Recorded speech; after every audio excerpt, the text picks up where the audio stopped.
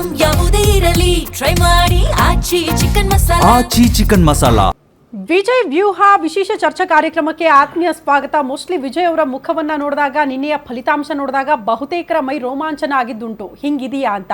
But ಗೊತ್ತಿಲ್ಲ ಅಪ್ಪ, ನಾವೆಲ್ಲ ಯುವ ಸಮೂಹದವರು ಅವ್ರನ್ನ ನೋಡಿ ಇದು ಒಂದು ರೀತಿ ದಾಖಲೆ ಅಂತ ಮಾತಾಡ್ತಾ ಇದ್ವಿ. ಈಗ ತಾನೇ ನಾವು of the record Rajendra sir ಹತ್ರ ಕೇಳ್ತಾ ಇದ್ದೆ, ನೋ ಹಿಸ್ಟ್ರಿ ಇದೆ, ಇತಿಹಾಸ ಇದೆ, ಅಲ್ಲೊಂದು ಇತಿಹಾಸದಲ್ಲಿ ಹಿಂಗೆಲ್ಲ ಆಗಿದೆ, ಅದನ್ನ ಬ್ರೇಕ್ ಮಾಡಿದ್ದಾರೆ ವಿಜಯ್, ಇದ್ರಲ್ಲಿ ಹೊಸತೇನೂ ಇಲ್ಲ ಅಂತ. ಆ ಹಿಸ್ಟ್ರಿ ಬಗ್ಗೆ ಕೂಡ ಮಾತಾಡೋಣ. ಅನಿಲ್ ಸರ್, ಅದಕ್ಕೂ ಮುಂಚೆ ವಿಜಯ್ ಅವರಿಗೆ ಒಂದು ಪ್ಲಸ್ ಆಗಿರೋದು ಅಂತ ಅಂದ್ರೆ ಇನ್ನು ಮುಂದೆ ನಟನೆ ಅಲ್ಲ, ಸಮಾಜ ಸೇವೆಯಲ್ಲಿ ತೊಡಗಿಸ್ಕೊಳ್ತೀನಿ ಅನ್ನೋದು ಒಂದು. ಜೊತೆಗೆ ನಿನ್ನೆ ಮೊನ್ನೆ ಬಂದು ಏನೋ ಚುನಾವಣಾ ಅಖಾಡಕ್ಕೆ ಇಳಿದ್ರು, ಹೆಂಗಪ್ಪ ಇಷ್ಟು ಸೀಟ್ಗಳನ್ನು ಗೆಲ್ಲೋದಕ್ಕೆ ಸಾಧ್ಯ ಆಯ್ತು ಅನ್ನೋರಿಗೆ ಒಂದು ಉತ್ತರ ಸಿಕ್ತು. 25 ವರ್ಷಗಳಿಂದ ಅಭಿಮಾನಿ ಸಂಘದಿಂದ ಸತತವಾಗಿ ಕೆಲಸ ಮಾಡ್ತಾ ಇದ್ರು, ಬಹುತೇಕ ಕ್ಷೇತ್ರಗಳಲ್ಲಿ ಜನರಿಗೆ ಹತ್ರ ಆಗಿದ್ರು ಅಂತ. ಅದೆಲ್ಲವೂ ಕೂಡ ವರ್ಕ್ ಆದಂಗೆ ಕಾಣಿಸುತ್ತೆ. ಏನ್ ಹೇಳ್ತೀರಿ? ಅದು ಒಂದು ವರ್ಕ್ ಆಗಿದ್ದು ಒಂದು ಪಾಯಿಂಟ್ ನಿಜ ಇರ್ಬೋದು. ಜೊತೆಲಿ ಏನಾಗಿತ್ತು, ಈ ಸ್ಟಾಲಿನ್ ಸರ್ಕಾರದಲ್ಲಿ ಭಾಳಷ್ಟು ಆ್ಯಂಟಿ ಇನ್ಕಂಬೆನ್ಸಿ ವರ್ಕ್ ಆಗಿದೆ. ಇಲ್ಲಿ DMK ಸ್ಟಾಲಿನ್ ಸಂಬಂಧಿಕರಿಗೆ ಸಂಬಂಧಪಟ್ಟಂಥ ಕರ್ನಾಟಕದಲ್ಲಿ ಭಾಳಷ್ಟು ಉದ್ಯಮಗಳಿದ್ದಾವೆ, ನನಗೆ ಗೊತ್ತಿರೋಂಗೆ. ಅಲ್ಲಿರೋರೇ ಹೇಳ್ತಾ ಇದ್ದಾನೆ, ಭಾಳಷ್ಟು ಜನ ನನ್ನ ಸ್ನೇಹಿತರಿದ್ದಾರೆ, ಸರ್ ನಾವು ಈ ಸಲ ನಮ್ಮ ಗೌರ್ಮೆಂಟ್ ಹೋಗ್ಬೇಕು sir. That was the trend. ಯಾಕೆಂದರೆ ಅವರಲ್ಲಿ ಕೆಲಸ ಮಾಡೋರೇ ಈ ಮೆಂಟಾಲಿಟಿಗೆ ಬರ್ಬೇಕಾದ್ರೆ ಅಲ್ಲಿ ಜನ ಇನ್ಯಾವ ರೀತಿ ಬೇಸತ್ತಿರ್ಬೋದು, ಅದು ಮೋಸ್ಟ್ ಇಂಪಾರ್ಟೆಂಟು. ವಿಜಯ್ ಅವರು ಶ್ರಮಪಟ್ಟರು, ಅವರು ಎಲ್ಲ ಕ್ಯಾಂಪೇನ್ ಮಾಡಿದರು, ಎಲ್ಲ ನಿಜ. ಜೊತೆಲಿ ಇದು ಕೂಡ ಆ್ಯಂಟಿ ಇನ್ಕಂಬೆನ್ಸಿನೂ ಮೇಜರ್ ವರ್ಕ್ ಆಗಿದೆ. ಸೊ ಹಾಗಾಗಿ ವಿಜಯ್ ಗೆಲ್ಲು ಅವರು ಜನ ನೋಡ್ತಾ ಇದ್ರು, ನಮಗೊಂದು ಹೊಸ ಆಲ್ಟರ್ನೇಟಿವ್ ಬೇಕು. ADMK-ನಲ್ಲಿ ಲೀಡರ್ಸ್ ಇಲ್ಲ, ಹೌದು, ಅಲ್ಲಿ ವ್ಯಾಕ್ಯೂಮ್ ಇದೆ. ಹೌದು. ಸೊ DMK-ನಲ್ಲಿ ಜನ ಬೇಸತ್ತಿದ್ದಾರೆ. ಆಲ್ಟರ್ನೇಟಿವ್ ಹೊಸ ಮಕ್ಕ ಯಾರು, ಈಗ ಅವರು ವಿಜಯ್ ಸಿಕ್ಕರು. ಸೊ ಅದಕ್ಕೆ ಅವರು ವಿಜಯ್ನ ತಬ್ಕೊಂಡ್ರು ತಮಿಳ್ನಾಡು ಜನತೆ. This is the fact. S Rajendra sir, ನಾವು ಈಗ ಥರ ಮಾತಾಡ್ತಾ ಇದ್ವಿ, ನೀವು ಹೇಳ್ದಂಗೆ ನಾವು ಹುಟ್ಟೇ ಇರಲಿಲ್ಲ ಸರ್, ಆ ಇತಿಹಾಸ ನಮಗೆ ಗೊತ್ತೂ ಇಲ್ಲ, ಜಸ್ಟ್ ನಾವು ಓದಬೇಕಷ್ಟೇ. ಈ ಹಿಸ್ಟ್ರಿಯನ್ನು ತೆಗೆದು ಹೆಂಗಿತ್ತು ತಮಿಳುನಾಡಿನ ವ್ಯವಸ್ಥೆ ಮೊದಲು ಅಂತ ನೋಡಿದಾಗ ಸ್ವಲ್ಪ ತಿಳ್ಕೊಂಡಿದ್ದೀವಿ, ಹೌದು. ಬಟ್ ಒಂದು ಪ್ರಾದೇಶಿಕ ಹುಟ್ಟಿದ ತಕ್ಷಣ ಇಷ್ಟು ಬಿರುಗಾಳಿಯ ರೀತಿಯಲ್ಲಿ, ಸುನಾಮಿ ರೀತಿಯಲ್ಲಿ ಒಂದು ದಾಖಲೆ ಮಾಡಿದ್ದು ಮೊದಲ ಅಂತ ಅಂದಾಗ ನೀವು ಇಲ್ಲ ಮೊದಲೇ ಇತಿಹಾಸ ಇತ್ತು, MGR ಅವರು ಆಲ್ರೆಡಿ ಮಾಡಿದ್ರು, ಅದನ್ನ ಈ ದಾಖಲೆಯನ್ನು ಬ್ರೇಕ್ ಮಾಡಿದ್ದಾರೆ ವಿಜಯ್ ಅಷ್ಟೇ ಅಂತ.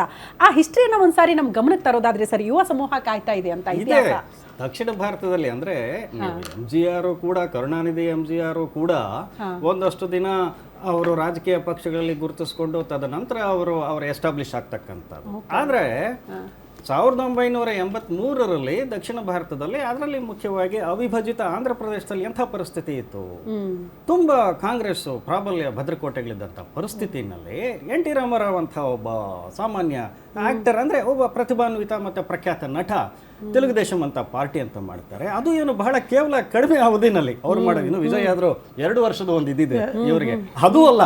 ಅವರು ಸರಿಸುಮಾರು ಮಾರ್ಚ್ ಏಪ್ರಿಲಲ್ಲಿ ಅನೌನ್ಸ್ ಮಾಡ್ತಾರೆ, ಅದಾದ ನಂತರ ಬಿರುಗಾಳಿ ಅಂತೆ ಅವರು ಇದು ಪ್ರಚಾರ ಮಾಡ್ತಾರೆ, ಗೆದ್ದೇ ಬಿಡ್ತಾರೆ majority. That is the record, ಇವತ್ತಿಗೂ ಗಿನ್ನಿಸ್ ರೆಕಾರ್ಡ್ ಇದೆ.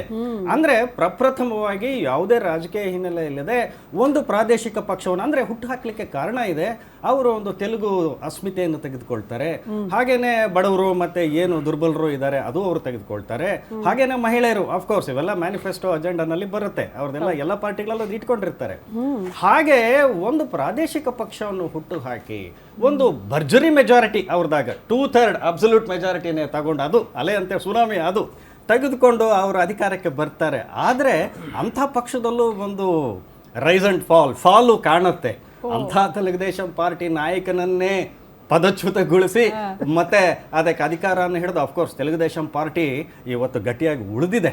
ಆದರೆ ಕೊನೆ ಕ್ಷಣದಲ್ಲಿ ಯಾರು ಅನ್ಡಿಸ್ಪ್ಯೂಟೆಡ್, ಯಾರು ಪ್ರಶ್ನಾತೀತ ನಾಯಕ NT ರಾಮಾರಾವ್ ಅಂತ ಇದ್ರು, ಆ ನಾಯಕನನ್ನೇ ಪ್ರಶ್ನೆ ಮಾಡುವಂಥ ಪರಿಸ್ಥಿತಿ ಕೂಡ ಬರುತ್ತೆ ಅನ್ನೋದು. ಹಾಗಾಗಿ ನೋಡಿ, ಇವೆಲ್ಲ ಈ ಎರಡೂ ಎಂಡಿದೆ, ಅದಕ್ಕೆ ಹೈ ಎಂಡೂ ಇರುತ್ತೆ, ಲೋ ಎಂಡೂ ಇರುತ್ತೆ ಕೆಲವು ಪಾರ್ಟಿಗಳಿಗೆ. ಈ ಪ್ರಾದೇಶಿಕ ಪಕ್ಷ ಈಗ ವಿಜಯ್ ಅವರು ಏನು ಗೆದ್ದಿದ್ದಾರೆ, ಈ ಪಕ್ಷ ಈಗ ಜನ ಓಟ್ ಕೊಟ್ಟಿದ್ದಾರೆ, ಸರಿ, ವಾಟ್ ನೆಕ್ಸ್ಟ್ ಅನ್ನೋದು ಬರುತ್ತೆ. ಹಾಗಾದ್ರೆ ಈ ಒಂದು ವಿಶ್ವಾಸವನ್ನು ವಿಜಯ್ ಅವರು ಉಳಿಸಿಕೊಂಡು ಹೋಗಬೇಕಲ್ಲ ಪ್ರಾದೇಶಿಕ ಪಕ್ಷವಾಗಿ. ಈ ಪಕ್ಷ ಅಣ್ಣಾ DMK ಮತ್ತೆ DMKಗೆ ಪರ್ಯಾಯವಾದಂಥ ಇನ್ನೊಂದು ಪ್ರಾದೇಶಿಕ ಪಕ್ಷ ಇದೆ ಅಂತಕ್ಕಂಥದ್ದು ತೋರಿಸಬೇಕಲ್ಲ. ಇದಕ್ಕೆ ಕಾಲವೇ ಉತ್ತರ ಆಗುತ್ತೆ. ಹಾಗಾಗಿ ಇವರ ಅಜೆಂಡಾ ಏನು, ಇವರ ಮ್ಯಾನಿಫೆಸ್ಟೋ ಏನು, ಇವರ ಕನ್ಸಿಸ್ಟೆನ್ಸಿ ಏನು, ಇವರ ಪಾಲಿಸೀಸ್ ಏನು, ಇದನ್ನು ಜನ ಬಹಳ ದೀರ್ಘವಾಗಿ ಆಲೋಚನೆ ಮಾಡಿ ನೋಡ್ತಾರೆ ಅಂತಕ್ಕ ನಾವು ನಿರಾಶೆ ಆಗಬಾರ್ದಲ್ಲ. ಯಾಕೆಂತ ಹೇಳಿದ್ರೆ ಒಂದು ಹಂತದಲ್ಲಿ ಫಸ್ಟ್ ಟೈಮ್ 1983ನಲ್ಲಿ ತೆಲುಗು ದೇಶಂ ಪಾರ್ಟಿ ಏನು ಭರ್ಜರಿಯಾದಂಥ ಒಂದು ಜಯ ಸಾಧಿಸಿತು, ಮುಂದಿನ ಚುನಾವಣೆಯಲ್ಲಿ ಮಣ್ಣು ಮುಕ್ಕುತ್ತೆ ಅಂತಕ್ಕಂಥದ್ದು ಇದು ಕೂಡ ಬಹಳ ಮುಖ್ಯ. ಅದು ಆಮ್ ಆದ್ಮಿ ಪಾರ್ಟಿನಲ್ಲೂ ಹಾಗೆ ಆಯಿತು ಅಂತಕ್ಕಂಥದ್ದು. ಇವೆಲ್ಲ ನಾವು ಯಾಕೆ ಚರಿತ್ರೆಯನ್ನು ನಾವು ಕೆದಕಬೇಕು ಅಂದರೆ ಇತಿಹಾಸ ಇದೆ, ರಾಜಕೀಯ ಇತಿಹಾಸ ಅಂತ ಹೇಳಿದ್ರೆ ಇವೆ.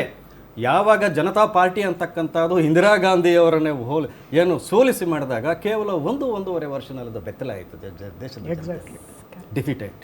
ಹಾಗಾಗಿ ನಾವು ಇದರಿಂದ ಪಾಠ ಕಲಿಯೋದು ಬಹಳ ಇದೆ. ಹಾಗೆಯೇ ವಿಜಯ್ ಅವರು ಕೂಡ ಈಗ ನಮಗೆ ಕಾಣಿಸ್ತಾ ಇದೆ ಏನು ಅದರ ಹಿಂದೆ ಇರ್ತಕ್ಕಂಥ ರಣತಂತ್ರಗಳೇನು. ಇವರು ಕ್ಯಾಂಪೈನ್ ಮಾಡಲಿಲ್ಲ, ಇವರು ತೀರಾ ಶ್ರಮೆ ತೆಗೆದುಕೊಳ್ಳಿ ಗೆದ್ದು ಬಂದ್ರಲ್ಲ, ಏನೇನು ಫ್ಯಾಕ್ಟರ್ಸ್ ವರ್ಕೌಟ್ ಆಗಿದೆ ಅಂತಕ್ಕಂಥದ್ದನ್ನು ನಾವು ವಿಶ್ಲೇಷಣೆ ಮಾಡಬೇಕಾದ್ರೆ ಕರೆಕ್ಟಾಗಿ it takes lot of time. Number 1, ಏನೇ ಆಗಲಿ ಜನ ಅಂತೂ ವೋಟ್ ಮಾಡಿದ್ದಾರೆ. ವೋಟ್ ಮಾಡಿದ ನಂತರ ಫಾರ್ ಎ ಲಾಂಗ್ ರನ್ ಎಷ್ಟರ ಮಟ್ಟಿಗೆ ಇದು ಸಸ್ಟೈನ್ ಆಗುತ್ತೆ ಅಂತಕ್ಕಂಥದ್ದು it is a big question. ಅದು ನಾವೀಗ ಕಾದು ನೋಡಬೇಕಾಗುತ್ತೆ ಹೇಗೆ ಮಾಡ್ತಾರೆ. ಕರೆಕ್ಟ್. ಗ್ಯಾರಂಟಿ ನ್ಯೂಸ್, ಸುದ್ದಿ ಖಚಿತ, ನ್ಯಾಯ ನಿಶ್ಚಿತ.